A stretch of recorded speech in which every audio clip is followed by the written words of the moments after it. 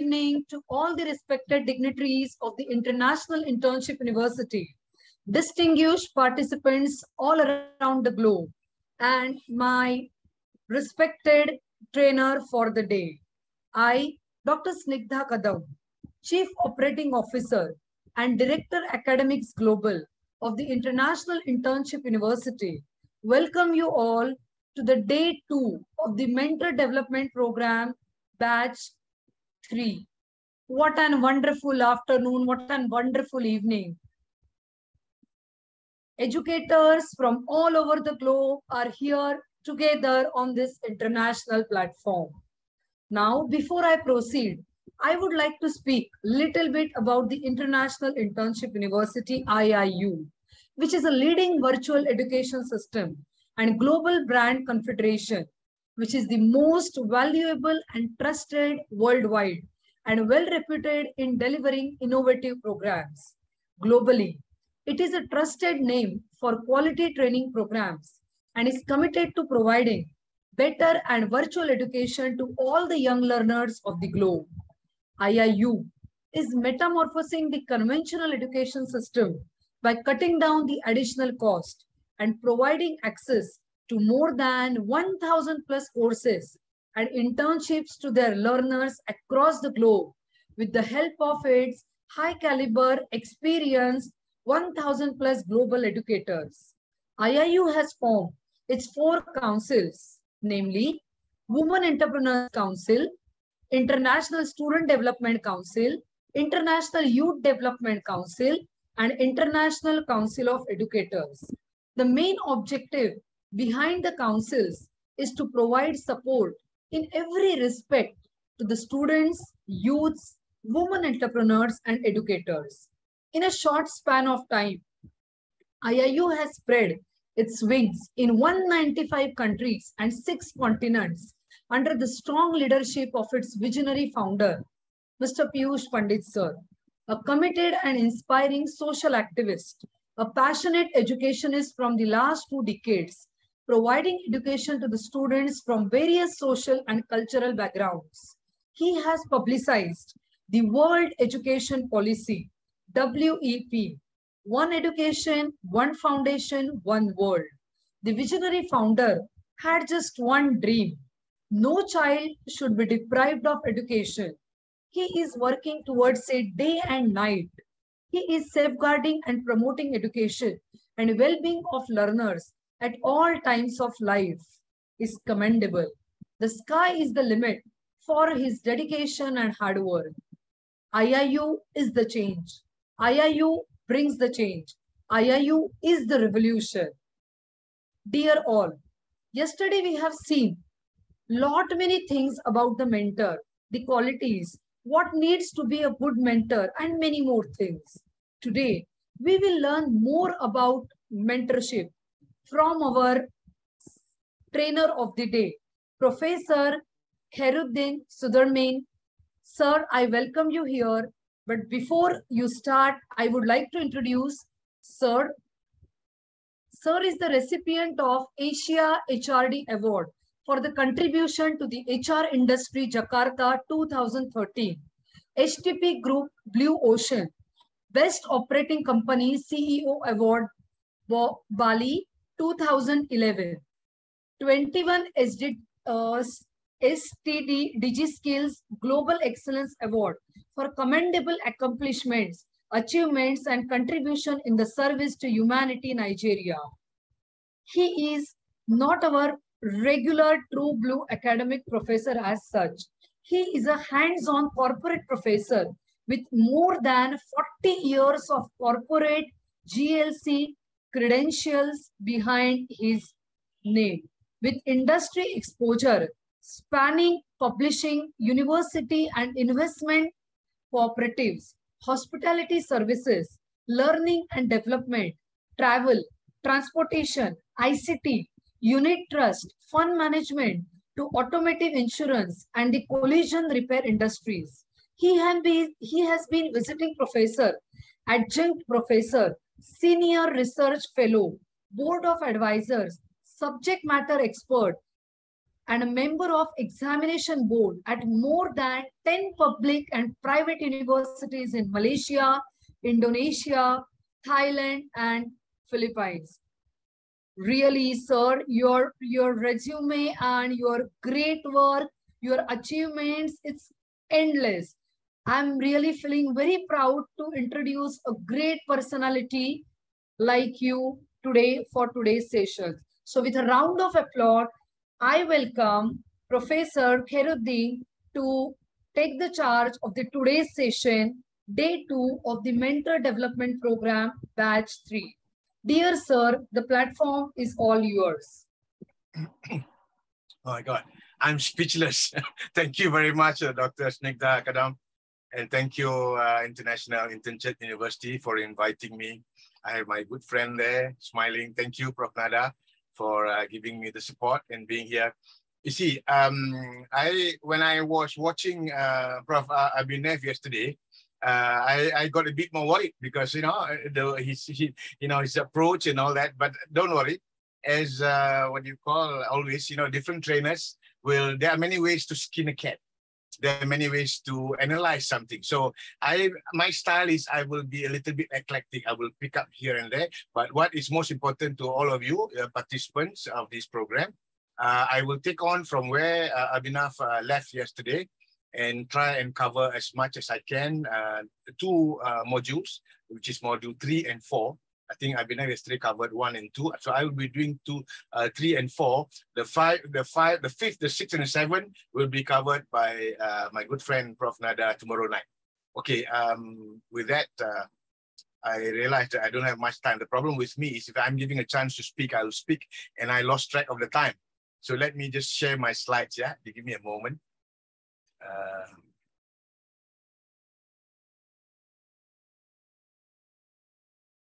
I can't seem to share the screen. Can someone help me? Yes, you can now. Yes, you can. Oh, okay. Right. Good. Let's see.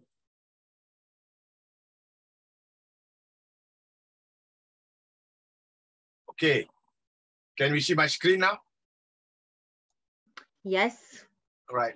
Let's move on. Okay. That's it. Okay, that's a little bit. Dr. Snida has already mentioned. This is just a bit. There's a lot more actually. 2 pages will not be enough. Let me move on. Okay, now I would like to first apologize if some of the jokes that I am going to be sharing for the next 80 or 90 minutes with you all is a little bit sexist or a little bit gender biased. You have to excuse me because I'm a baby boomer. I come from the older generation. So we make jokes which was okay before, but then I realized that today this is not so okay. So this is one of it. So I like to apologize first. I will have my presentation tonight, using the miniskirt principle.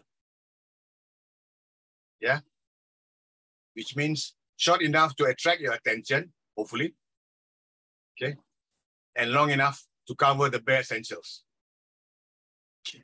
Okay, now, okay, as always, when I do my training programs everywhere, some of you probably may have seen it, I will start off with this one.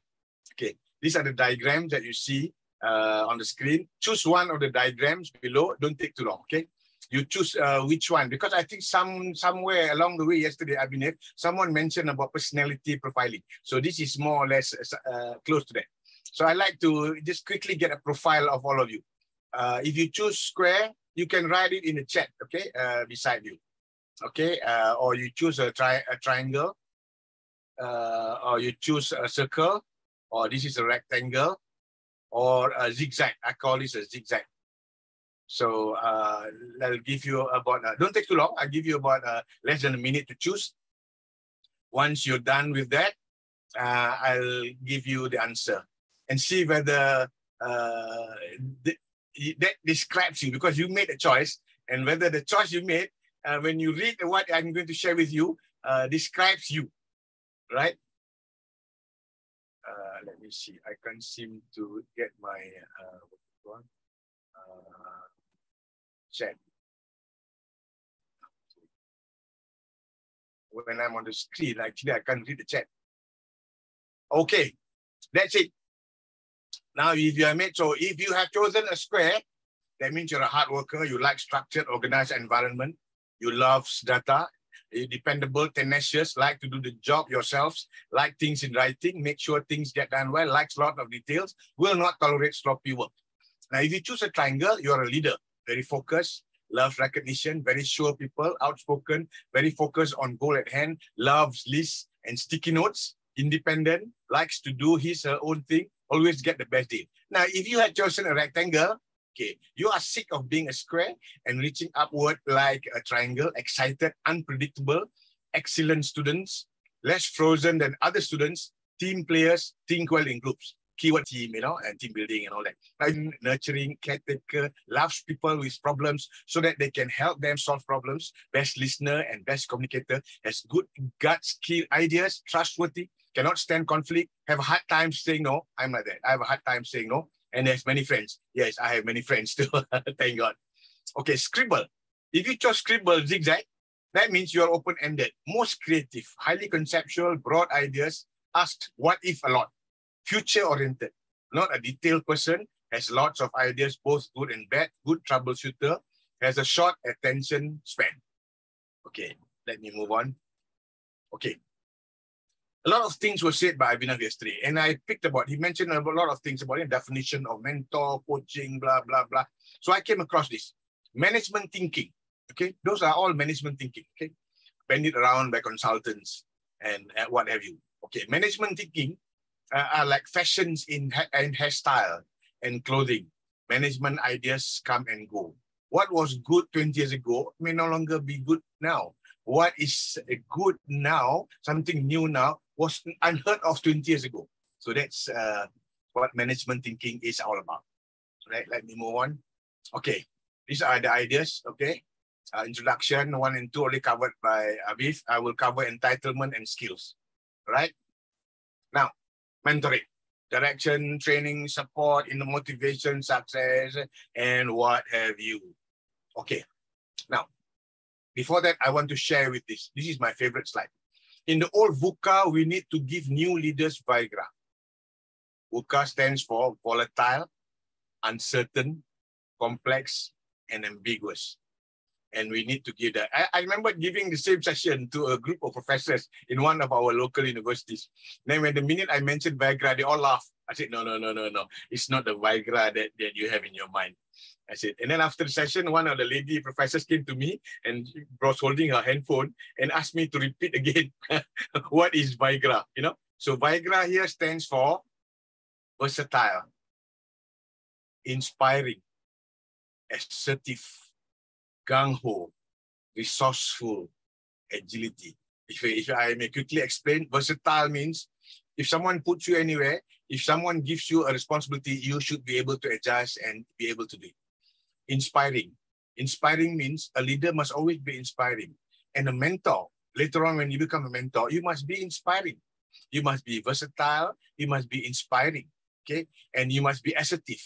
Assertive is always confused by a lot of people and in many different societies. You find that the Eastern society are not very assertive people. They are very passive. They are very, they always like to be there. The word is like in Malaysia, we are very apologetic. We say, sorry, excuse me. We're not assertive. Assertive is very, inherent or very pronounced in Western society. Assertive means if you don't like something, you just say it off. You just stress, you say no with a smile. I said, no. They don't even say sorry. I said, no, I don't think I should let you have it, but with a smile. That is a very important skill that you need to develop, being assertive as a leader and as a mentor. And then gung-ho. Okay, gung-ho is another catchy word. Gung-ho means if the boss asks you to do something in the morning, you get it done before lunchtime. That means you are gung-ho. Resourceful. If the boss or if someone asks you to do something, you will just know where to do it. You either go to the bookshop, you either, ask your friends, you either, ask around, and you just know where to get it. That's what you mean by resourceful. It's not like, if you're a boss, you ask someone and says, can you do this? He says, boss, where can I get it? Which means that you're not resourceful. Okay, agility. That's the word for today, speed, okay? Thanks to COVID, everything is so agile today. Everything is so fast, okay? Things that took 20 years to do, to happen, to move, now it takes less than 2 months, 3 months. It's already moving. I'm sure you know that. You can see it for yourself. Okay, let me move on. Don't worry, I have 200 slides. No, I'm just kidding. I have enough slides to finish the program, to cover the things that I need to cover. Okay, let's move on. Okay, the new normal VUCA needs a new vaccine. Okay, now the new VUCA, in the old VUCA, what does it say? Volatile, uncertain, complex, ambiguous. Now, in the new VUCA, it is vision, understanding, clarity, and agility. See, agility again. Now, okay, now you need to give them vaccine. Well, thanks to COVID, now everybody talks in terms of vaccine. So what does vaccine means? I coined this actually. Okay, vaccine. Why? So it's still the same. So when you want to prepare new young leaders, you must be able that they are versatile, they are assertive, they are competent, they are collaborative, they are inspiring, they are good at networking, and they are also empowering. So we have all kinds of leadership, theories these days. You have this, it's off my head now. You have this, 360 degrees leadership. You have this transformational leadership. And now the latest trend is, or the latest fashion is, empowering leadership. And then you have this, what was the other one? I forgot. I was just reading it this morning. Never mind. If it comes back into my head, I will share it with you. Let's move on. Okay. This is the, module 3, entitlement, the one that I'm supposed to cover with you. Okay. Now, leadership. So I was showing all those things earlier on because I want to bring you into leadership. Okay, you already have got a basic or rudimentary grounding on some of the leadership that we're talking about. There's so many, there's a plethora of leadership skills, leadership theories, and or what have you. So many books also on leadership now. Leadership, as we link it to mentorship, mentoring, okay? A mentor should be a good leader. A leader who knows the way, goes the way, and shows the way. Now, leadership is the ability of an individual or a group of individuals to influence and guide followers or other members of an organization. Leadership quality is a very important aspect of the mentor. Right? Let's move on. Let me know if I'm going too fast. Okay, now profession. The mentor should display expertise in his profession. A profession is an occupation, trade, craft, or activity in which one has professed expertise in a particular area, a job, especially one requiring a high level of skill or training. Now, a mentor should be the master of the subject. He should have an in-depth knowledge about his profession and subject. He should be able to understand loopholes. Now, a good learner. So a mentor must be a good learner, a good coach, an expert. They are the few of the qualities of the mentor. I repeat, okay? You must be a good learner, a good coach, and an expert. Let's move on. Okay. Now, subject expertise and resource person. A resource person is a person with expertise in a certain area who may be called upon as necessary to perform a task or provide information.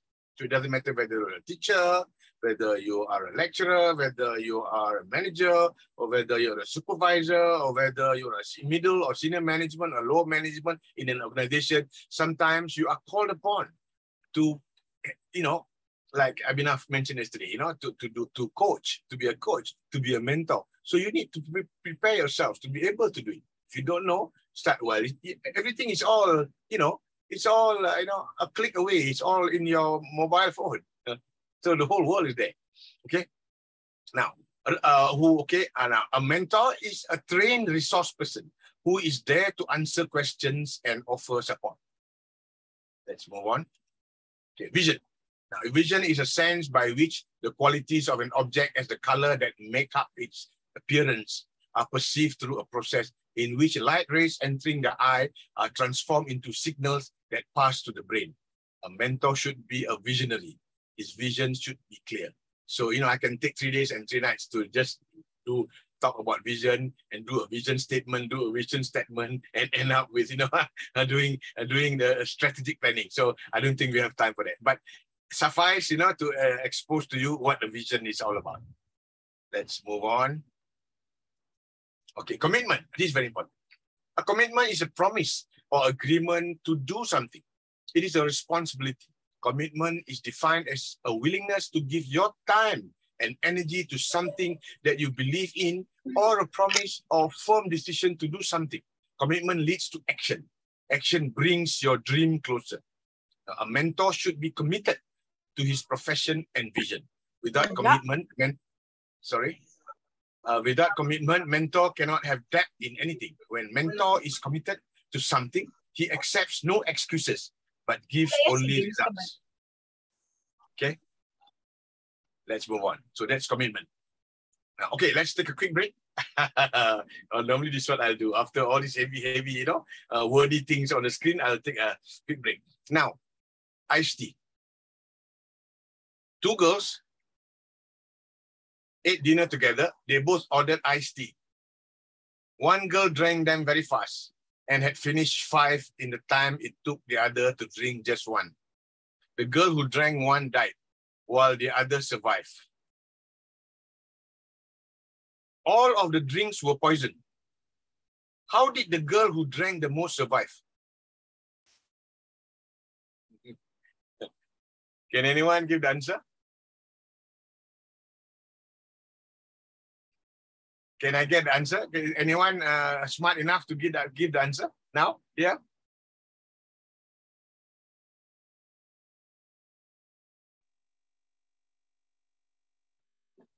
Shall I try, sir? Yes, please. Yeah. Jasri. I think the one who gulped in one go did not give the body to understand what is happening at it. Straight away it went to intestine. Others were sipping slowly. So it was just rolling all over the body and it took time to reach. That is how the first one was escaped, all others died. Okay, that's your answer, Jarasri. All right, let's hear. I will tell you which one is right and which one is wrong. Anyone? Ivy, you want to try? Prof. Nada, you want to try? I think Maria. I think the one that drank the most they missed, because he immune with the system, because he drank as much, so the system already immune in that part. Okay. Aspect. Okay, thank you, Ivy. Who else wants to try? Very interesting. Very interesting answers. Anyone else? Before I give the correct answer?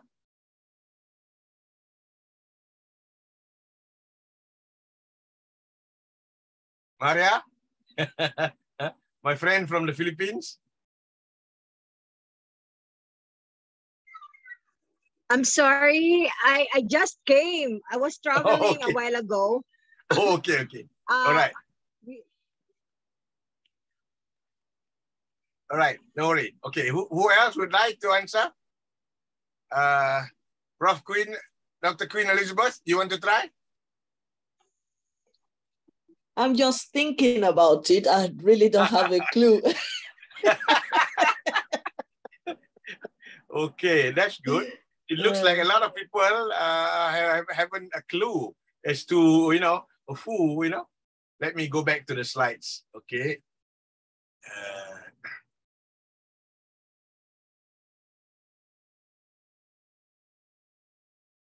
Okay, 2 girls ate dinner. They both ordered ice. One girl drank fast and had finished in the time it took the other to drink just 1. The girl who drank 1 died, while the other survived.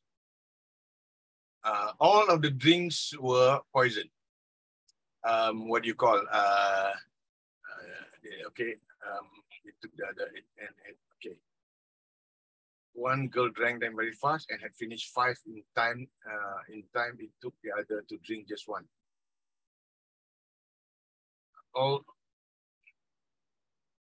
How did the girl who drank the most survive?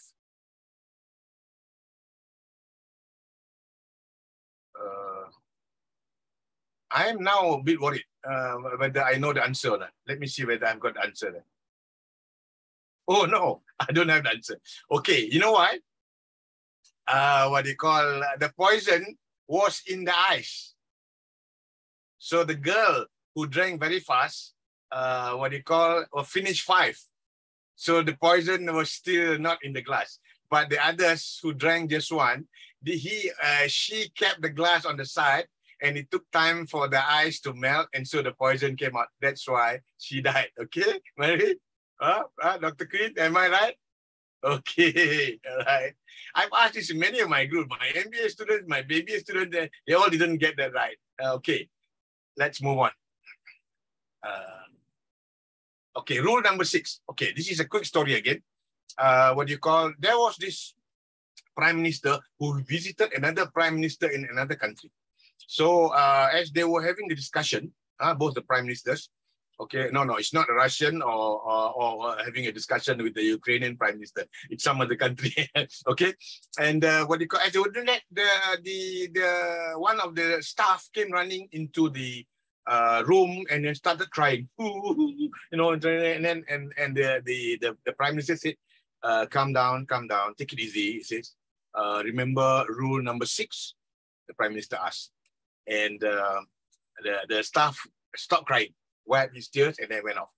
Then a little while later, his secretary came in, same thing. He was crying, and then the same thing. And the prime minister said, hang on, calm down, just calm down, stop crying. Remember rule number 6, okay? And she stopped, and they were. While this was happening, the other prime minister who visited this prime minister asked him, said, Your Excellency, I noticed that 2 of your chaps came in, with a problem crying, but you said something, and they stopped. I heard you said rule number 6. Would you mind sharing with me what is rule number 6? So that I can go back and tell my queen or my king, that secret. So the prime minister smiled and said, oh, rule number 6. Then he said, very simple, this. Don't take yourself too goddamn serious. That's rule number 6. Okay. And then the visiting prime minister said, ask again. So what about the rest? He says, what about the rest? So he was thinking there's 1, 2, 3, 4, 5 until 10, right? He says, no. There's just one. Just rule number 6. Okay. I got that from Professor Zender. And she is a psychologist at Harvard Business School, renowned professor. And she wrote the book, The Art of Possibility, with her husband, who is the New York Philharmonic Orchestra. So if you guys have the time free, go to the bookshop and go to Amazon, you can buy it. That book actually transformed both my personal and professional life. And I always give that book when someone in my class, answers, games like just now, or the best student in the class. Before I finish, I'll always give that copy. And I think the last time I went to the bookshop in Kuala Lumpur, they didn't have stock. But after this, I'm going to pick up a few more. It's a beautiful book. It's a wonderful book. It's yellow in color. Okay, let me move on. Otherwise, I won't finish my slides. Okay. Team building. Let's look at team building. Now, team building. Team building is the action or process of causing a group of people to work together effectively as a team, especially utilizing activities and events designed to increase motivation and promote cooperation. Team building is a structured practice in the skills teams need to perform optimally at work. Now, the purpose of any team building is to build a stronger unit of people working together. Team building has many benefits in every endeavor. It improves productivity, increases employee motivation, encourages collaboration, and builds trust and respect among employees. Let's move on. Okay, now, this is very interesting. We're talking about employees. Employees of the past during my time, 20 years ago, 2 decades ago, and then the employees now. I'm sure some of you may have got it through your WhatsApp. Let's quickly take a look at it. Now, the evolution of the employee, very interesting, okay? Now, in the past, they work 9 to 5, work in a corporate office, use company equipment, focus on inputs, climb the corporate ladder, predefined work, hoards information, no voice, relies on email, focused on knowledge, corporate learning and teaching. But the future, well, many of it is already now, okay? Work anytime, work anywhere, use any device, focus on outputs, create your own ladder, customize work, shares information, can become a leader, relies on collaboration technologies, which is what we're doing now, we're sharing, okay? Focus on adaptive learning and democratized learning and teaching, which is what IIU stands for, democratized learning. All of the things you mentioned here is already being put in place. The infrastructure is being put in place to enable the employees of the future, which is actually now, if you ask me, okay? Let's move on. Now, the mentor is responsible for team building. Now, the importance of team building. Why the mentor is responsible for team building? Number one, builds trust, regulates communication, increase productivity, brings people together, foster creativity and learning, healthy competition, makes people more, what's the word here? Makes more people accepting, okay, makes more people accepting, resolves conflict, employees can acquire skills, and 10, improves company culture. Okay, let's move on. The importance of team building is all about practice. When a team participates in team building activities, they're really preparing for important, remember this, that's why I put it in red, real world situation that demand cohesion. So when you talk about mentoring, it's not something that you are imagining, you know, or something that you dream about, you know, it's like a movie. No, it's something that is real, that people need the help, that people need for you to hand carry, holding their hands to be able for them to solve a problem or to arrive at the destination they have already set and to achieve, okay, with your help as the mentor. Next one. The benefits of team building activities. The benefits of a team building event. I'm in my years, 40 years, I've been so many, I've conducted so many team building. When I was in the railways, we had team building in the jungle, we had team building, rowing in the sea. I'm sure many of you have done that too. But I remember one team building exercise we went, I was supposed to take a group of people, into the jungle, and we got lost. we couldn't get out of the jungle, but actually it's just nearby. I think for about an hour we were just going around, and then all of a sudden I saw a golf course outside there. I said, oh my God, we are saved. So we just moved a little bit and we are out of the jungle into the golf course, which is already near where we are. Okay, the 3 C's. I want to highlight the 3 C's, which is collaboration, communication, companionship. That's what they call the benefits of team building events, okay? Improving the 3 C's now. Enhancing these 3 team competencies then leads to additional halo benefits, including better morale, stronger motivation, and unified company culture. Again, if you want to talk about culture, company culture, I can spend another 3 days and 3 nights with you. My favorite culture guru is what you call, actually, you see, I must be getting old. I forgot the name of the guy. He's well known for culture. I'll get back to you on that, okay? Now, what does he say here? Non-judgmental, okay? Which means a mentor is unbiased. You must be unbiased. Unprejudiced, okay? Prejudice-free, accepting, non-partisan, neutral, non-aligned, non-discriminatory, anti-discrimination, objective. You must be very objective. Disinterested, okay? You must not be disinterested, okay? Or you must be disinterested because you have to be non-judgmental. If you are interested, that means you're already being judgmental, you're already taking side. So dispassionate, you mustn't show passion. That when the minute you show passion, that means you are already, not neutral. You must be detached, that's the word. Tolerant, liberal, permissive, broad-minded, undogmatic, and unprescriptive. Okay, let's move on. Okay, yes, the mentor needs to be non-judgmental. Why? Listening without judgment builds essential rapport. Feedback without judgment is empowering. Both are learned skills. You can learn it, okay? It's not something that you have it. It's already, you're born with it. No, you can learn it. You can develop and build people to have those skills. Both enable the mentor to make their own decisions and plans with support and guidance. And both create a communication style that can enhance any relationship. Okay, let's move on.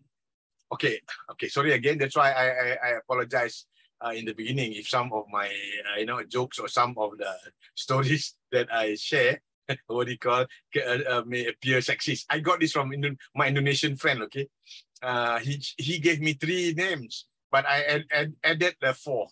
There are 4 ladies that must never be in any meetings. But in any meeting, you must never forget to have Lisa must be in all meetings. Mona Donna, Fiona. Okay, don't worry, Nada. Your name is not here. So you are in all these functions, in all the sessions. So Mona, Donna, Fiona, and Mona. They must not be in any meeting. Why? Okay, let's take a look. Why they must not be in those meetings? I like this. Mona. Meetings only, no action. Okay, Donna. Discuss only, no action. Fiona, fantastic ideas only, no action. Okay. Mona, WhatsApp only, no action. Okay, so but the lady or the girl that must be in all meetings, her name is Lisa. Why? Because she listens to instruction and straight away take action. So Lisa is the girl or the lady that must be in all meetings. Okay, guys, you can use it. Okay, next time. Okay. Now, okay. Oh, that's quite fast. Now we're moving to the second part, or the module 4, which I need to cover, skills. Okay. Okay. Now, module 4 skills will be the mentoring skills model. Okay. Which is the shared score skills. You notice acquiring, see the circle, say the mentee specific skills. What are the mentee specific skills? Acquiring mentors, learning quickly, showing initiative, following through, managing the relationship. And the mentor specific skills are mentor specific skills are instructing, developing capabilities, inspiring, providing corrective feedback, managing risks, and opening doors. Now, the convergence of these two, okay, two circles, okay, the mentee specific skills and the mentor specific skills, okay, the convergence of this, okay, the outcome will be, or the thing that you must do will be, see, you see the shared core skills, the outcome will be listening actively, building trust, encouraging, identifying goals and current reality.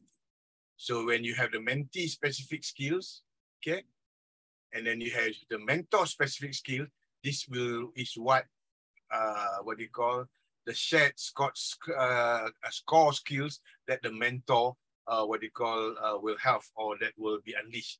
You're listening actively, you're building trust between the mentor and the mentee, and the encouraging and the identifying of goals and current reality. Okay, let's quickly take a look now. Okay, core mentoring skills. Both mentors and mentees should utilize the following core skills in their mentoring partnerships. Number 1, listening actively. Okay, see, both mentors and mentees, not just the mentor. Okay, active listening is the most basic mentoring skill. There are other skills build on and require. I'm talking about listening skills. I just want to share with you, okay, my 40 years of corporate, real corporate experience.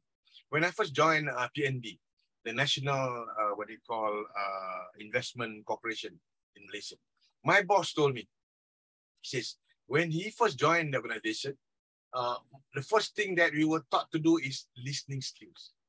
This is very important, whether in management or whether at home. And you find that, even, okay, sorry, it may be a joke, but I think we all like go through it. Most, it applies to both, the husband or the wife. They all,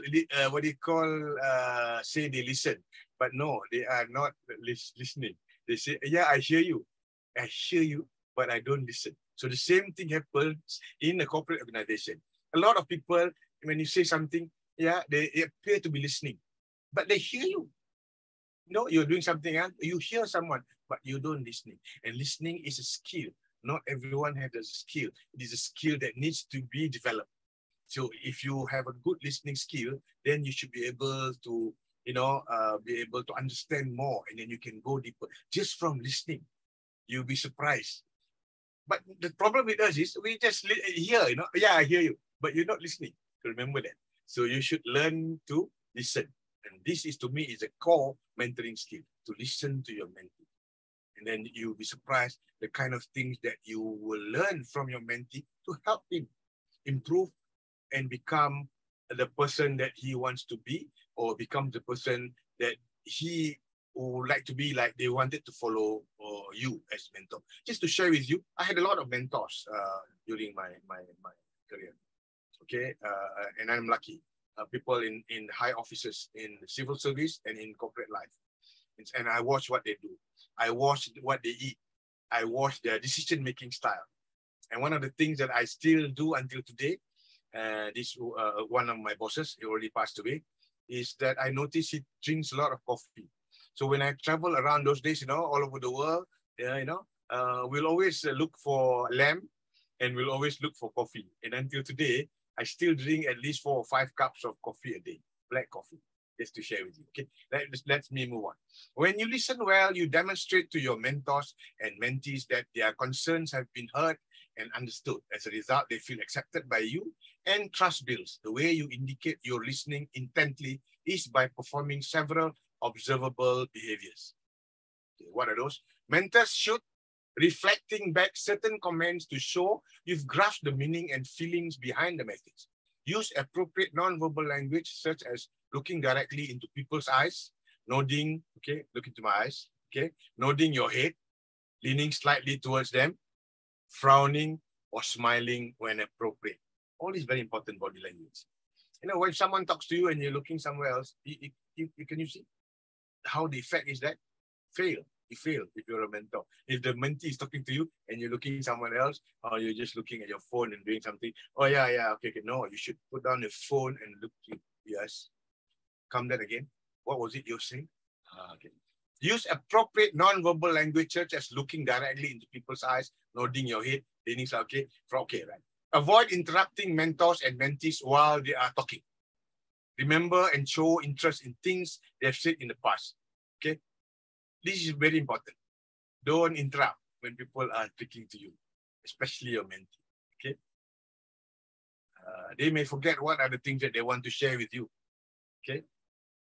Now, resist the impulse always to turn the conversation to your experiences and opinions, which I just did. I was impulsively sharing my experiences with you and opinions, and to find immediate solutions to problems you may be hearing.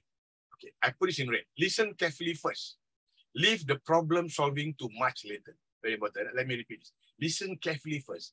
Leave the problem solving to much later. Some people have a habit of trying, to solve the problem immediately. Okay, I see a problem. This is what you should do. No, a good mentor doesn't do that. If your mentors and mentees have a habit of immediate problem solving, see if you can help them be better listeners and problem explorers. Let's move on. Okay. Number 2, building trust. The more your mentors and mentees trust you, the more committed they'll be to your partnership with them, and the more effective you'll be. This trust develops over time if your mentors and mentees observe certain appropriate behaviors on your part. Let's move on. Okay, to become trustable, you must what? Keep confidences shared by your mentors and mentees, spend appropriate time together, follow through on your promises to them, respect your mentors and mentees' boundaries, admit your errors and take responsibility for correcting them. Tactfully, I repeat the word, tactfully. Many people don't have this. They need polishing. They are tactless. Okay, this is a skill that you need to be developed. Being tactful. Tactfully share your feedback. Dissatisfied with something, so they'll know you're honest with them. Okay, tactfully share your feedback. Dissatisfied with something, so that they'll know you're honest with them. Honesty. Okay. Now, encouraging. The most valued mentoring skill is encouraging. This includes giving your mentoring partners recognition and sincere, positive verbal feedback. Effective mentors encourage their mentees, which in turn helps increase the mentees' confidence and enables them to develop. At the same time, successful mentees make a point of positively reinforcing their mentors, which serves to keep the mentors focused and motivated. Provide genuine positive feedback to your mentors and mentees regularly. Okay, let's take the next slide. Okay, while there are many ways to encourage mentors and mentees, can differ in the types and amounts of encouragement they like. Now, you can, I've already put it highlighted to you in green. Compliment. Compliment your mentees on accomplishments and actions. Point out positive traits in addition to their performance and accomplishment. Praise them privately, one-to-one. I repeat it. Praise them privately, one-to-one, one-on-one. Commend them in front of other people. Okay. say nice things, okay? Express thanks and appreciation, write encouraging memos or email and leave a complimentary voicemail. And be certain, of course, today you can do it on your WhatsApp or your IG or your, whatever social media that's available. Be certain that your praise and encouragement are sincere. That's why I put that in, what you call, what's this color? Is it pink? Purple. Okay. Sincere, all right? Next one. Okay. Identifying goals and current reality. Now, mentors should have a personal vision, specific goals, and a good grasp of current reality. As a mentor, be clear and talk to your mentees about their visions, dreams, and career life goals. They'll be interested in your current reality, your view of your strength and limitation, as well as the current reality of situations within your organization, and want help recognizing theirs as well. Now, mentors should know his or her tentative goals, strengths, what development you need, and the specific assistance you'd like. Okay, now to demonstrate the mentoring skills, know what's important to you, what you value and desire most. Recognize areas in which you're able to perform well, very concrete examples of behavior you can perform at a good excellent level. Identify specific weaknesses or growth areas observed in yourself and once noted by others. Set, okay, I repeat it, set tentative 1 to 5 year goals to reach in your personal and career. I just want to reinforce, this was during my time 20 years ago, but today, I think people don't do long-term goals and nobody does 5-year goals anymore. Nobody does. And a lot of things change very fast, especially after the COVID. 2 years we were in lockdown. A lot of things happened in 3 months, in 5 months, 6 months, in 1 year. And I think the most that people plan now is at most, I think most organizations globally is 2 years. And I think even 2 years is a bit too long. 1 year already is long. And a lot of organizations are beginning to look at what they do within 6 months.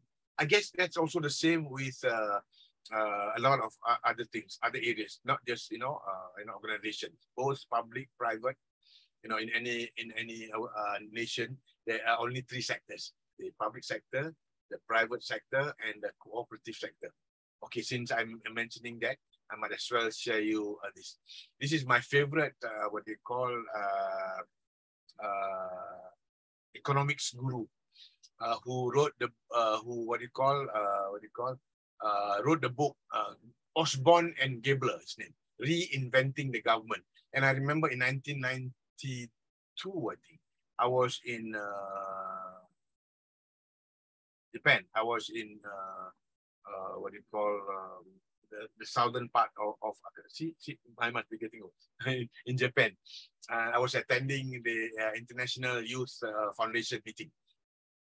And I remember one of the ministers who was with me, Malaysian minister, we were on the train. I was in Fukuoka. We were going up to the mountain spot, and he was holding that book. And he said, this is what our prime minister then asked all the ministers and all the top civil servants to read. It's called Reinventing the Government.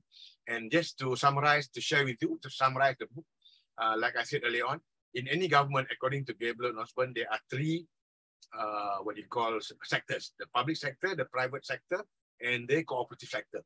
Now, some things you must never let other people do it. The government or the public sector must be in control of it. Things like education, military, police, health, this must all be controlled by the public sector, by the government. Some things you can let the private sector do it, so you can outsource it.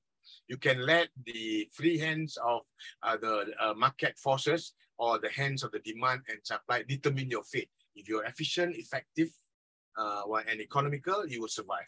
If you're not efficient, you're not effective, and you're not economic, of course, now you have the 4th one. 2 more.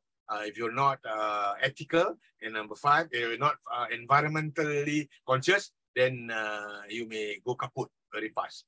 So that is if you allow the free hands of the market forces or the forces of demand and supply of the private sector. And if you want to give back things, to the citizens, to the public, to the rakyat, as we call it in Malaysia, to your citizens, the best way to do it is via the cooperative sector. not the public sector. If you give it to the public sector, then only the public sector gets a benefit, for a bonus or something like that. Now, if you give it to the private sector, it's even worse. If I have a company, I have 2 partners and I have 10 employees, and what do you call, if I want to give out $1, or the government gives us $1 as a reward, then 80%, is already taken by us, 40% by me, and 40% by my partner, right? And because we took all the risks, okay, we are the ones who are the entrepreneurial guys, so we take the bulk of the money, and the other 20% only we will distribute it to our employees, our 10 employees. So according to Osborne and Gabler, the best way to do it is to give to the cooperative sector. For example, if you give it to the military cooperative, okay, it doesn't matter which country you're in, what is the number? You have, say, like 200 military officers. 200 people will get the benefit, okay, from the government. Or you give it to the police cooperative, more people will get it. So if you give it to all the cooperatives, the postal cooperative, there's so many cooperatives, and I'm sure in every nation you have a cooperative, they will benefit. So this was the idea, a suggestion given by Gabler and Osborne in his book, Reinventing the Government. Okay, let me come back to this before I forget. Now, the last part of this demonstrating the mentoring skill, okay? Effective mentors are constantly fine-tuning their self-knowledge, incorporating new feedback and observations regularly. So you got to be always on the alert. Some things can happen, some new things can happen. So if you missed it, then it may be problematic for you to address or to assist your mentees. Let's move on to the next slide. Right, okay. The critical skills for mentors.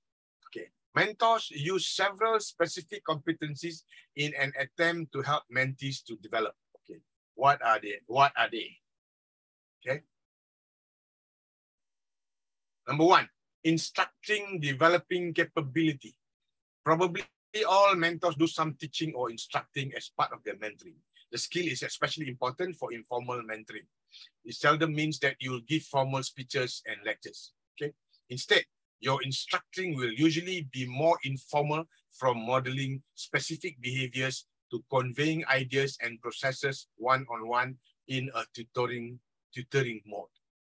Okay, that's one. Instructing and developing capability. Next one, a mentor.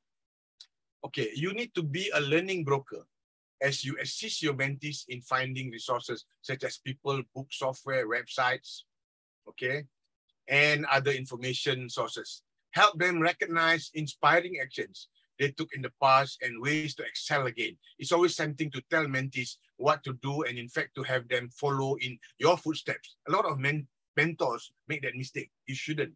You should listen to them and they should watch you, because they may not tell you, but they want to follow and be in your footsteps. Okay, now your challenge as a mentor, I put this in green, okay, is to ensure that your mentees identify and pursue their own form of greatness, not necessarily yours. I repeat that. Your challenge as a mentor is to ensure that your mentees identify and pursue their own form of greatness, not necessarily yours. Some outstanding mentors use language stories, metaphors, and powerful phrases to inspire their mentees. Like in my presentation, I use stories, I use metaphors, I use powerful phrases, again, in the hope of inspiring, okay, or exciting or waking up you, my listeners, my trainees. Okay, let me move on. The inspiring. One skill that separates support mentors from very good ones is the ability to inspire their mentees to greatness by setting an example yourself and helping your mentees experience other inspirational people and situations. You can help them on to future paths that excite and motivate even beyond their original dreams. Mentors vary in their ability to be inspiring. Let's move on. Mentors can do inspiring actions yourself, which challenge your mentees to improve. Help them observe others who are inspiring, arrange other inspirational experiences for them, challenge them to rise above the mundane and do important things in life. Okay, providing corrective feedback. We mentioned earlier on about, as a mentor, you need to provide corrective feedback. In addition to giving frequent and sincere positive feedback, effective mentors should also be willing and able to give mentees corrective feedback. When you observe your mentees making mistakes or performing in less than desirable ways, you should be direct with your mentees, letting them know what you perceive and providing some better ways for handling the situation. We saw the video that Abhinav shared last night, right? About those, the working in the what do you call it, the chocolate, and machine. It will probably be better for them to hear it from you than from others. This is an aspect of the mentor's protection skills, managing risk, described later, which I will describe. One of the first things you can discuss with your mentee is if and how they'd like to receive this feedback. At the same time, you'll be more likely to give feedback if you're invited to do so. Remember, don't give your opinion or feedback if they are not ready to do it. You don't know when they are ready or not. But if they ask you, that means they are ready for you to give the feedback, which is a very dicey thing and a very delicate thing. Okay? As a mentor, you need to be mindful of that. Providing corrective feedback at the right time when your mentee is ready to receive that feedback. Now, a mentor should attempt to use positive, non-derogatory, business-like words and tone of voice with mentees when their behaviors or products are unsatisfactory. Give corrective feedback in private. Give the feedback as soon as feasible after the performance. Teach your mentees new knowledge, skills, and attitudes by explaining, giving effective examples, and asking thought-provoking questions. Okay, not difficult questions that they can answer. Give them some questions which they will think, which they never thought about. Oh, I never thought of it. I didn't think of it. So it's something that is thought-provoking. Then you are on the road to be an excellent mentor. Now, a mentor should attempt to help your mentees gain broader perspectives of the organization, including history, values, culture, and politics. Demonstrate or model effective behavior, pointing out what you're trying to do. Help them monitor performance and refocus steps as needed. A key part of your instruction is teaching the mentoring process. You can do this by making process comments, pointing out, naming, and otherwise getting your mentees to recognize which aspect of mentoring you're doing at the time and why. Okay, let's move on. Okay, too much already of wording. Now a little bit, a little break. Okay, okay. I asked a friend of mine what he is doing. Now he told me he is working on. Wow, sounds very scientific. He said, okay, I'm doing I am an aqua thermal treatment experiment on ceramics, aluminum, and steel under a constrained environment. Okay, I'm doing research. Okay, this is what he said when I asked my friend. Okay, sounds scientific, isn't it? Well, I really, thought he's really doing an experiment. And I was impressed, and I'm further asking, and I learned that he was actually washing dishes with hot water under his wife's supervision. Oops. But earlier on, when he explained, he sounded very scientific, right? But he's actually washing dishes. Okay, let me move on. Okay, now, managing risk. Okay. Another distinguishing characteristics of effective mentors is their willingness and ability to protect their mentees from disasters. One of the tasks is to prevent mentees from making unnecessary mistakes as they learn to take appropriate risks. These skills of managing risk builds closely on the core skills of building trust identified earlier. Okay. Mentors will help mentees recognize the risks involved in actions and projects, make suggestions to help avoid major mistakes in judgment or action, help them learn to prepare well, get wise counsel, then trust their own decisions and actions, and if requested in difficult situations, intervene as your mentees advocate with others. Mentees have identified managing risk as an increasingly important mentoring skill. So risk management is an important mentoring skill. Okay, later on, maybe you should read up about risk management, okay, or managing risk. Let me move on. Okay, now opening doors.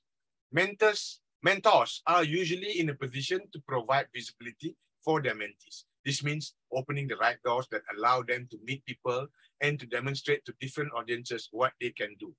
Research has shown that when mentors vouch for mentees in the ways mentioned, their work is much more likely to be well received. These opening doors, I just wanted to share with you again, very interesting. In my career, my corporate career, in many other careers, my mentors were the ones, I was invited very high level, exclusive, functions. So I was exposed to, different people. I would say that I'm lucky. So you see, you have mentees, it is not something that I was looking forward to, or it is something that I planned to. It is something that happened naturally. And normally the mentees, the mentors, when they see a mentee, they would be able to, from the start, see you as someone who behaves like you, or who is a mirror, or they see themselves when they were at your age. And that's when they indirectly, become your mentor. And then, you smile, or when you look at it and you feel lucky that someone is willing to be your mentor. So these are the things I observed in my corporate life, past corporate life. And today, what I do is I'm sharing all this with others like you. And I just like again to repeat to thank IIU for inviting me to share with you some of in between as I do this mentoring skills development program, to share some of my experiences. Let's move on. Mentors should put in a good word to people who could help you mentees reach desired goals. Personally introduce your mentees to appropriate context, which I mentioned earlier, right? Make certain your mentees' abilities are noticed by others. Give your mentees assignments or opportunities that enable them to interact with important colleagues, suppliers, or customers. Suggest other resources for your mentees to pursue. Okay, let's move on. Okay, I'm actually done, but I don't think it's taking a bit. How much? Let me see. How much time do I have? Nada? Sir, how much time do I have? 20 minutes. 20-25 minutes. Oh, okay. Then maybe I can show can. you this. Since we have 20 minutes, then I will show this, try and show this video.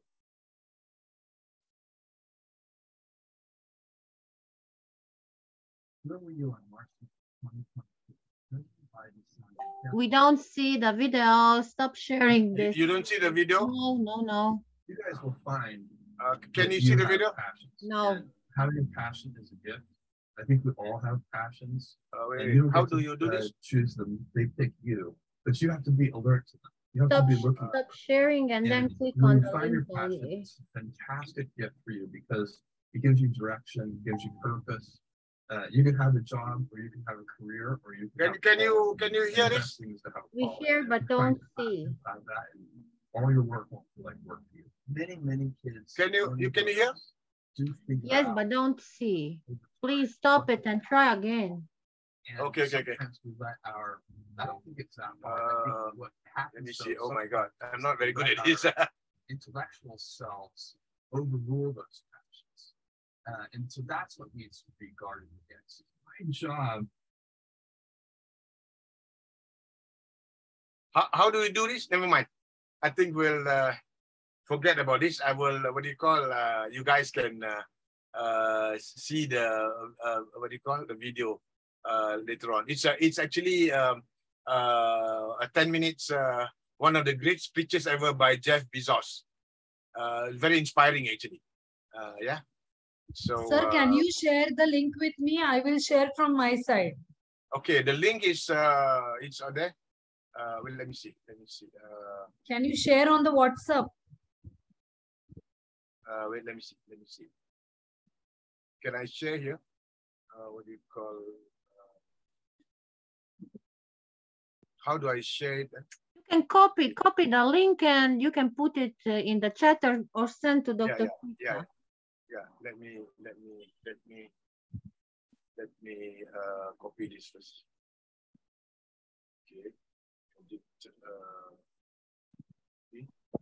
Okay, and then I will put it at the chat box. Okay, you have put it in the chat box. How do I paste it? Oh, okay, it's there.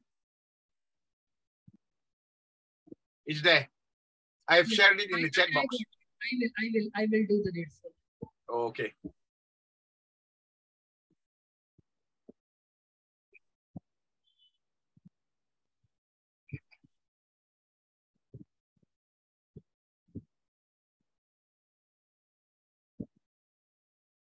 Give me a minute. Because something interesting, I'm also like, really willing to share with all. Okay.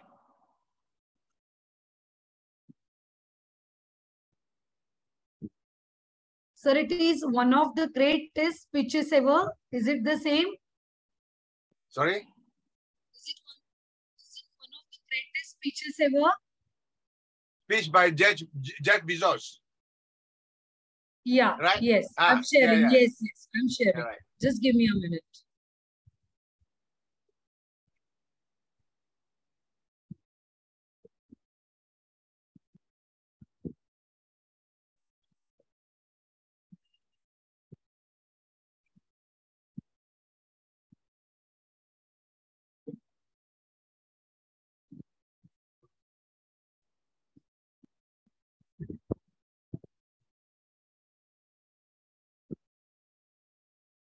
Can you all hear? That you Yeah, we can hear.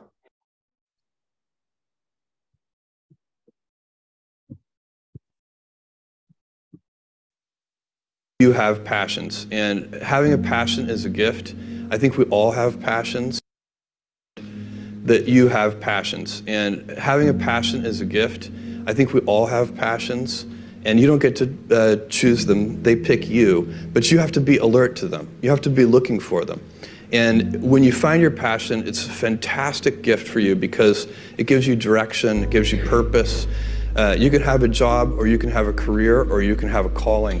And the best thing is to have a calling. And if you find your passion, you'll have that, and all your work won't feel like work to you. Many kids and many grown-ups do figure out over time what their passions are. And sometimes we let I don't think it's that hard. I think what happens though sometimes is that we let our intellectual selves overrule those passions. And so that's what needs to be guarded against. My job, one of my jobs as the leader of Amazon, is to encourage people to be bold. And people love to focus on things that aren't yet working. And that's good, it's human nature. That kind of divine discontent can be very helpful. But you really, it's incredibly hard to get people to take bold bets. And you need to encourage that. And if you're gonna take bold bets, they're going to be experiments, and if they're experiments, you don't know ahead of time whether they're going to work. Experiments are by their very nature prone to failure, but big successes, a few big successes compensate for dozens and dozens of things that didn't work. So, bold bets, AWS, Kindle, Amazon Prime, our third-party seller business, all of those things are examples of bold bets that did work, and they pay for a lot of experiments.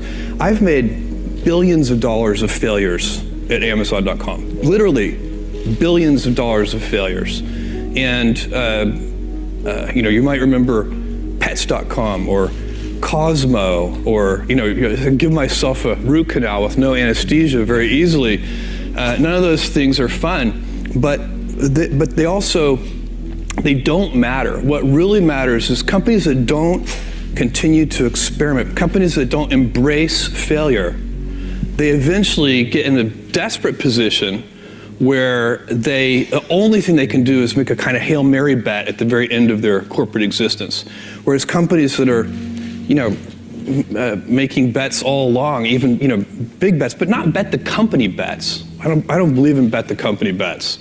That's when you're desperate. That's the last thing you can do. It's not, you could be out of work and have terrible work-life balance. Even though you've got all the time in the world, you could just feel like, oh my God, I'm miserable, and you would be draining energy. And so you have to find that harmony. It's a much better word. And I think for most people, it's about meaning. People want to know that they're doing something interesting and useful. And for us, because of the challenges that we have chosen for ourselves, we get to work in the future. And it's super fun to work in the future for the right kind of person. You need to be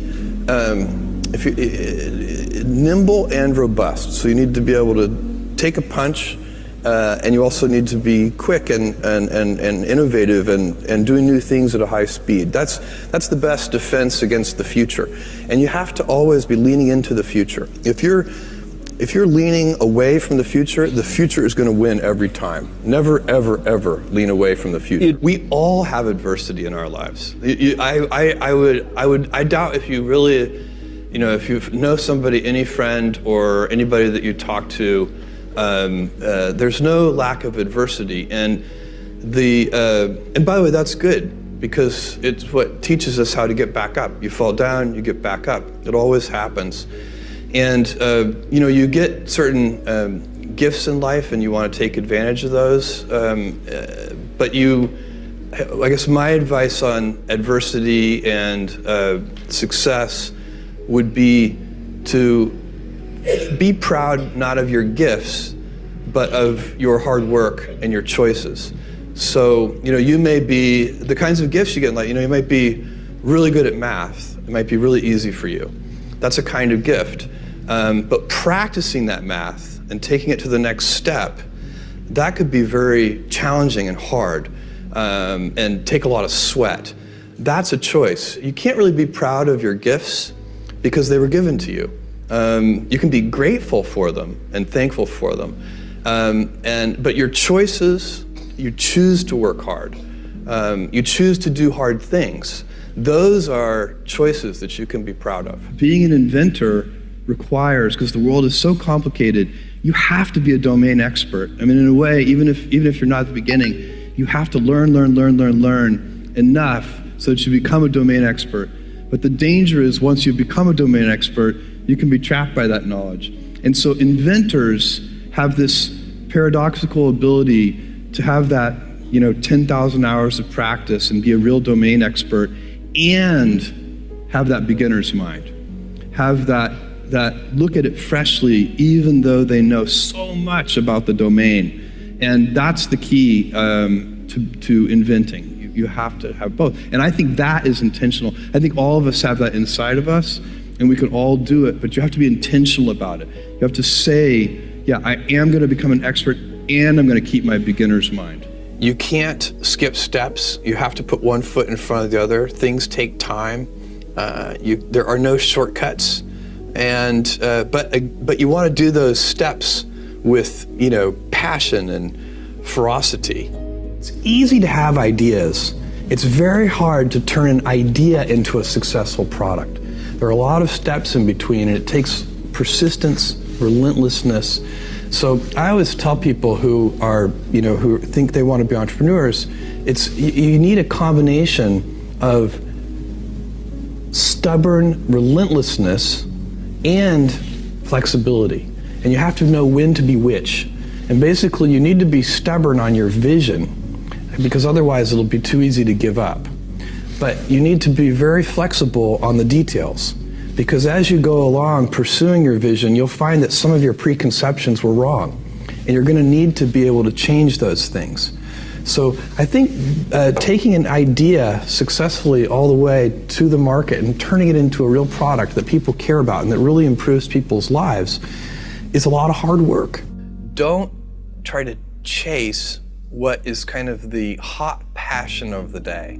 I think we actually saw this, I think you see it all over the place in many different contexts, but I think we saw it in the internet world quite a bit, where at the sort of peak of the sort of internet mania in, say, 1999, you found people who were very passionate about something. They kind of left that job and decided, I'm going to go do something in the internet, because it's it was almost like the the 1849 gold rush in a way. I mean, you find that people, if you go back and study the history of the 1849 gold rush, you find that at that time, everybody who was within shouting distance of California was, they might have been a doctor, but they quit being a doctor and they started panning for gold. And that almost never works.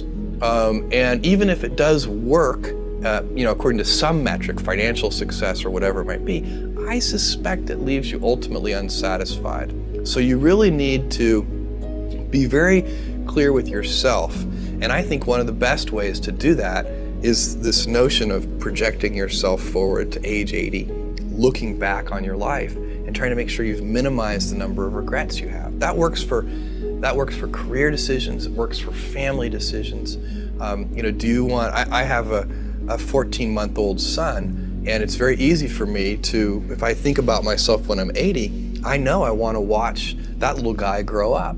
And so I don't want to be 80 and think, shoot, you know, I missed that whole thing and I don't have the kind of relationship with my son that I wished I had, and so on and so on. So if you think about that, so I guess another thing that I would recommend to people is that they always take a long-term point of view. And I think this is something about which there's a lot of controversy. You know, a lot of people, and I'm just not one of them, believe that you should live for the now. I think what you do is you think about the great expanse of time ahead of you and try to make sure that you're planning for that in a way that's going to leave you ultimately satisfied.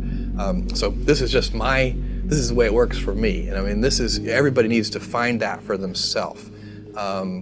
So I think there are a lot of paths to satisfaction, and you need to find one that works for you.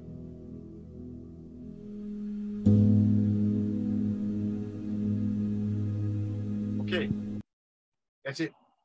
Okay, that was a bit too long, but that clip, in a sense, crystallizes what I've been trying to share with you, because there's team building there, and you know, Jeff Bezos is, you know, when you hear him, it shares with us, you know, the teams that he has built, you know, looking for that what do you call Titanic and stuff like that, you know. So passion and a lot of those things that mentors must have, that skills that they must develop. And he himself is a very motivating guy. And the other mentor for me, that I refer to those days when I was in my corporate life, that I read a lot about, is Jack Welch. You know, Jack Welch spends every weekend in Crotonville, what do you call, to be with the senior management, and he does all the training. It's not just so every weekend he will be what do you call, mentoring. He will be doing the training for the GE group at his training session. Go and take a look at his book, how he does it. Jack Welch, that's another good example. Okay, I'm more or less done with this. Just one or two more slides. Dr. Snigdha, how much time do I have? Sir, you can take your time, 10-15 minutes also, okay, no issues. Okay, okay. All right, so what I'll do is, let me share my slides again.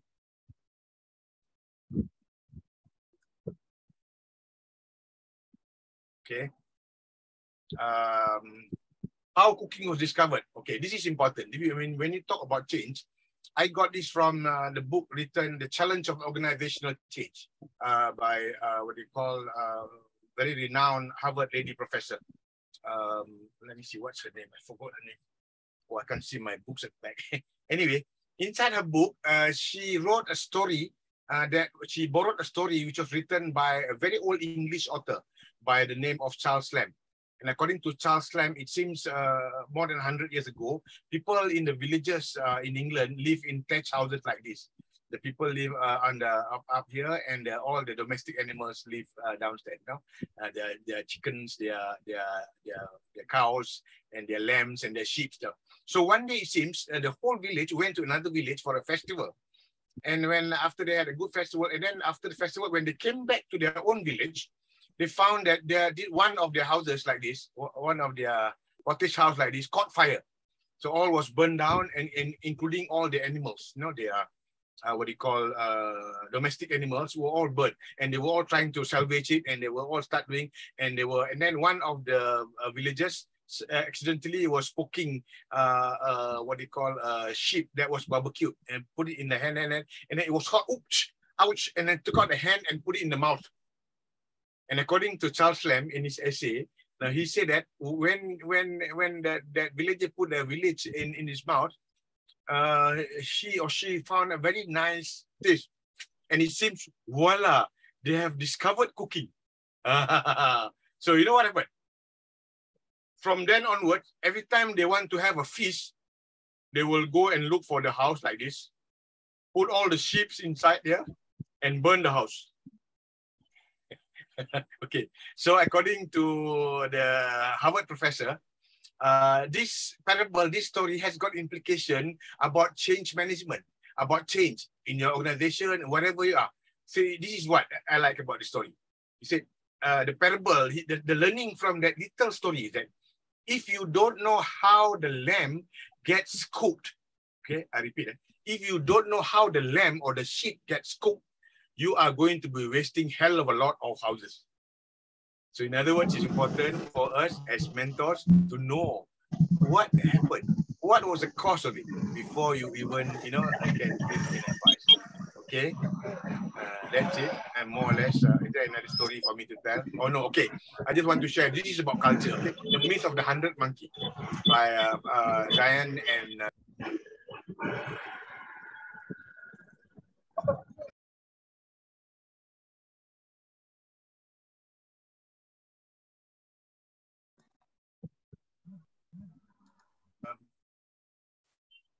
All right. Can you hear me now? Great. No, sir, we can't hear you. Oh, you can't hear me? Oh, no. Yeah. What do you call Yes, it? we can, Snigdha. Oh, okay. No, You can hear? Now we can. Now Oh, we you can can. hear. Oh, okay. All right. No, okay. Now, what do you call? Okay. Where was I?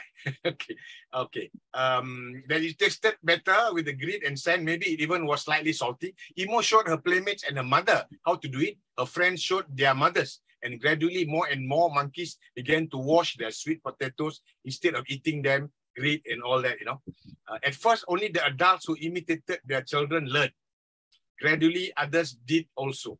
One day, the observers saw that all the monkeys on that particular island were washing their sweet potatoes. So the same behavior of these monkeys, you can find it with us. Everybody is now, we're having hybrid learning, we are online. Soon, everybody all over the world will be doing the same thing all these monkeys were doing on that island. Okay, that's more about how things happen, all right? Let's move on. Okay, I'm done. Okay, now this is what you call the personality indicator, which you can do after this, which I will put, Dr. Snida? They are about, 46 questions. And then that's the thing, the indicator. One, you have choose either A or B. You will just put, these are the question numbers. You will get, and then you total up, which one is more, A or B. And then if B is more than A, okay, in the total, there is an E and an I there. So you bring that alphabet down. If it's A is more, then you bring an E down. So similarly with all the other questions. If it's here, it has more answers that you choose, then you bring S down. If B is more, you bring S down. So similarly with all these 4 columns, and then you will have this. You will get all this. Okay, then you will know which one you are. So if you get in this column, okay, you get an ISTJ, for example. Okay, ISTJ. Okay. If you get that 4 letters, which means you are a systemizer. If you get IFJ, you are a preserver. If you are an ISTP, you're a strategizer. ISFP, so you have a doer, stabilizer, socializer. This is the MBI, personality, profiling. Personality, but you have to be careful with personality profiling. It's not the same. It changes every 6 months. It depends on the people you are with, the culture you are in. If I give you the same test again, 6 months later, a different result may come up. Okay, INTJ is a builder. Okay, what is it? Harmonizer, idealizer, theorizer, innovator. So you will know exactly what kind of person you are. So if you know the profiling of your mentee, so you would know how to assist them. That's my point. Okay, all right. So that's it. The profiling, which was mentioned by someone during Abhinav's presentation yesterday. Okay, that's it. This is my last slides. Do you have the 4th unwise monkey? I got this from one Indian CEO who is with a Japanese company. It was a Japanese company in India. Okay, in one of the webinars. So I thought it's nice, so I picked it up. So remember, we are all used to all the 3 monkeys, right? Now there is a 4th monkey. The first 3 monkeys, I see no evil, I hear no evil, I speak no evil. Now we have around the world the 4th monkey, but follow and share all evils. So we live in a post-truth, okay, era. People believe in all the fake news. So we live in a post-truth fake news era. So guys, be careful. You need to be able to know what is right or wrong, what is fake and what is real. Okay, and you know, there's so much information out there, you can drown in it actually. That's my advice to you. And then, but otherwise, what do you call, do be a great mentor. I'm sure Prof. Nada will give you all the skills that you need tomorrow with all this what do you call? I think that you, Professor, today and yesterday put the high level. So okay. for me at the last day. Never mind. It's okay. That's my sharing, but I hope people understand. But you will help to normalize it tomorrow. A lot of it depends on you, Prof. Nada. Okay. I said I'm done with my session. Thank you. Any questions or violent objections? That's my number. You can WhatsApp me, and that's my email. But actually, right. And, this session was full of. Okay. What do you call? This is my always my closing. My epilogue. It could be said of me in this presentation, I have only made up a bunch of other men's flowers, providing of my own only the string that ties them together. I quoted it from Montaigne, 1533, 1592, from the French moralist and essays. That's it. Okay, that's me. Okay, I'm done. Back to you, Dr. Snigdha. Thank you very much, guys, for listening to me. Okay, we'll have a few minutes. If anybody wants to have any violent objection or anyone wants to ask me questions. Otherwise, what do you call? It's back to, thank you very much, IIU, for having me be part of this mentoring development program. Thank you very much, everyone. Sir, thank you. We want to say thank to you, and I think you very much, really deserves a round of applause, sir. Wonderful, amazing, enriching, insightful session. Amazing, Great session. Thank amazing you session. I will give you all chance. Let me complete my words, please. Right? Great. Okay. Yeah. It was really wonderful session, sir. Every like you know, everything about the mentorship you have explained in such a well manner, in a descriptive way, and the video that you shared was enriching video. I think we have learned so many things. The monkey story was really good. Thank you so much for having this successful and enriching day too. And I thank you from each one of us. I would like to thank the founder of International Internship University, Mr. Piyush Pandit sir, for giving us this wonderful opportunity to have this mentor development program, batch 3. And I'm very happy to share that, dear all, we are heading towards batch 4 as well. We have got plenty of registrations. Please do refer your friends, your colleagues, so that even they will get such kind of insights from IIU. Thank you, each one of you. Thank you, Nada. Thank you, Della. Thank you, Inga, all the core team members for being so supportive. Thank you, Ermina, for helping us in the IT support. Thank you all. Thank you so much. Now the session is open for question answers. If you have any questions, you are free to ask. Yes, ma'am, please. Hi, how are you? Yeah, it's not a question. It is actually an opinion. This session was full of Dona. There was no Dona, Fona, Wona, and Mona. Only Lisa was there. Only Lisa was there. Thank you so much for that contribution, sir. Thank you. Dayasri, you may want to choose your own version. You know, your local Indian version, and you got the idea of how to do it, right? Maybe do it in your own version and create your own. That will be good. Sir. Thank you so much. Yes. Anyone else? Yes, yes, myself. yes. Sorry, Professor. I just wanted to know the personality evaluation. How can we get that? Do we research about it, or can you share with us? I was trying to share it. What do you call? Let me see if I can actually put it in the chat. Thank you. Okay, you hang on, yeah. Let me. So give me a second. Where is it? Okay. That is Ivy, a homework for tomorrow. Yes, our tomorrow's trainer is also with us, Professor Nada Ratkovic from Croatia. So just stay tuned, hold on your breath, and let's be ready for tomorrow's session.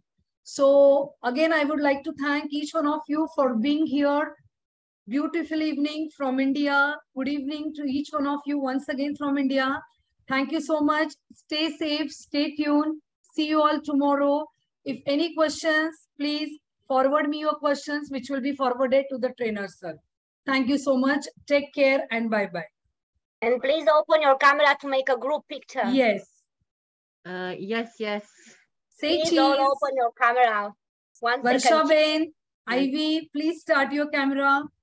Happy team.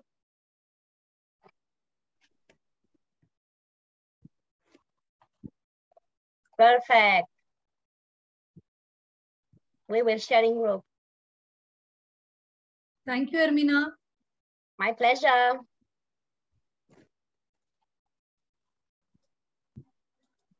Thank you so much. Thank you. So, Bye all. bye. Good luck, Prof. Nala. Good luck. Thank you, sir.